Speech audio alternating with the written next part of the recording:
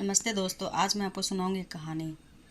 एक लड़की रहती है जिसकी माँ बचपन में ही गुजर जाती है। उसके पापा ने दूसरी शादी कर लेता है और दूसरी शादी जो करता है उसकी माँ बहुत उसे दुख देती है।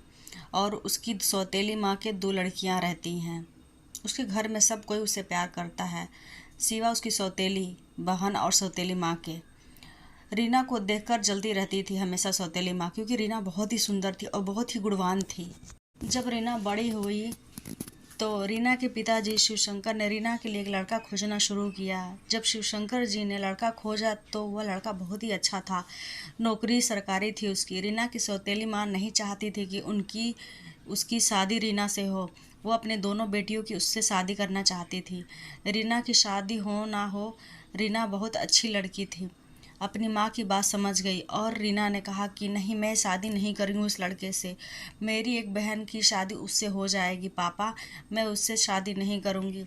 रीना बहुत अपने पापा को समझाया और उसके पापा ने भी बात मान ली और रीना की माँ ने अपनी बेटी की शादी उससे कर दी। उसकी सौतेली माँ उसको देखकर जलती ही रहती थी, हमेशा उसे काम करवाती थी, हर काम उसी से करवाती थी। रीना के पास एक भैंस थी जो उससे बहुत प्यार करती थी। उसकी सौतेली को माँ को भी मारती भी थी।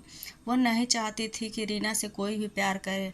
भैंस रीना को नहीं मारती थी, उसकी माँ को मारती थी बहुत ज़्यादा। पिताजी शिवशंकर जी रीना के लिए वह ढूंढना शुरू किए। एक उन्हें बहुत ही अच्छा लड़का मिला, पर उसके पास ज़्यादा प्रॉपर्टी न होने के कारण उसके पापा हिचकिचा रहे थे शादी करने के लिए, क्योंकि ये रिश्ता उसी की माँ ने ढूंढा था।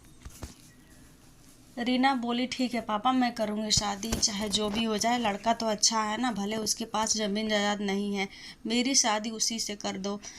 रवि से। रवि बहुत अच्छा लड़का था, बहुत मेहनती था, वो दो रोटी ही कमाता था पर ईमानदारी से कमाता था।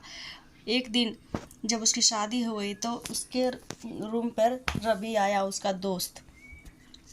रवि का दोस्त आया, मुकेश। रवि खेत पर काम कर रहा था और रीना अकेले घर पे थी। जब मुकेश आया तो वह रवि के बारे में पूछने लगा।